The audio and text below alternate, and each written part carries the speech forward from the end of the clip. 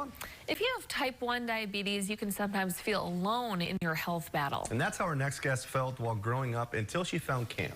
That is such a cool story. Tricia Johnson is joining us now live in the studio. Thank you so much for being here, Tricia. Good morning, Tricia. Thank you for having me. Now, Tricia, can you just start out by telling us about your own experience with type 1 diabetes and how it impacted some of the work you do today? Yeah, so I was diagnosed at the age of 12, and it was actually almost 14 years ago. It was December 23rd, 2 days before Christmas. I had a really bad stomach ache, really bad backache. Some of the symptoms that you have before you are diagnosed. Other ones are excessive thirst, super lethargic, really tired. And so I ended up going into the hospital, and I still remember the doctor walking in that day in the ER and looking at my mom and me and saying, "Your daughter's blood sugar is close to 800 and she needs to be rushed to the ICU. She has type 1 diabetes." And in my world at that time, it was like, what's going on? Yeah. And so little things being in the ICU and just having to learn the ropes of being a diabetic.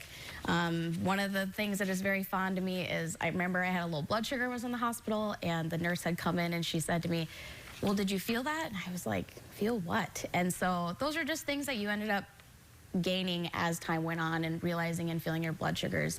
And so then I ended up taking everything by the ropes. I don't know if I knew what I was doing the whole time. And as time went on, you just learn more and more. I still feel 14 years later that I'm learning something new every year, every day, every month. And then I was introduced to Camp Sue. And so that was through my diabetic educator. And that camp is in the summertime in June. And it's up in Park River Bible Camp.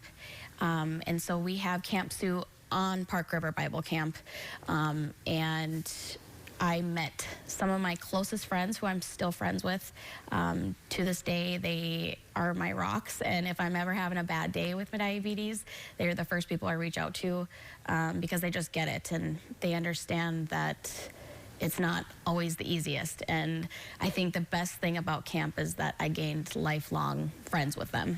Oh, as you can see in these pictures, look at these smiling faces and how wonderful, you know, although I cannot imagine anything harder than being a 12-year-old 2 days before Christmas and finding out you have type 1 diabetes and that your world has kind of been changed. But how wonderful for you to now take that experience and help others, especially young people. So what have you gained from being part of this camp and now part of the North Dakota American Diabetes Association?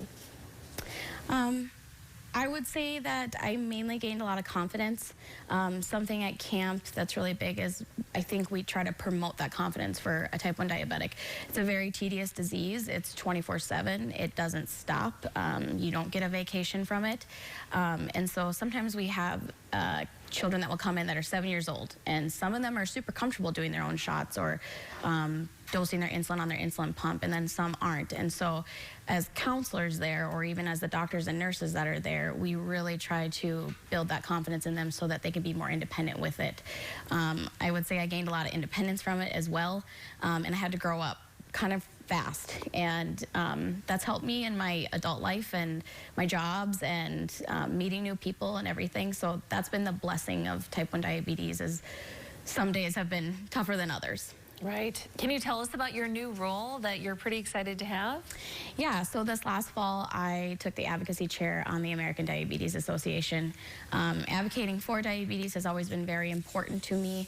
I've been doing it since I was diagnosed. I think the diagnosis was pretty hard for me in the beginning, but I ended up turning it around and trying to make it a positive one. So I wanted to carry that over into the American Diabetes Association and continue to advocate for kids and adults and push for the good. And speaking of advocating for kids, it's really cool. KX News just did a story with you about having a Dia-Buddy in class. Can you just tell us about that really quickly? Yeah, so that was at Lewis and Clark Elementary in Mandan, North Dakota. We have 4 type 1 diabetics in the building, and there's 2 first graders and 2 third graders, and we thought it would be nice to have them in the classroom specifically. They kind of have a Dia-Buddy then. They have someone to look out for them and feel included. And I think it's also comfortable for those parents also to know that there's another type 1 diabetic in that classroom. It's not just their kid. I remember as a kid, I would leave the classroom sometimes to go get a snack, or I'd be eating a snack in class, or maybe my blood sugar was really high, so I wasn't able to take a test. And people have so many questions about it because it's just there's so much information about it. And so the Diabuddy program that they kind of created is really awesome. Well, Tricia, thank you so much for sharing that information and getting the word about type 1 diabetes.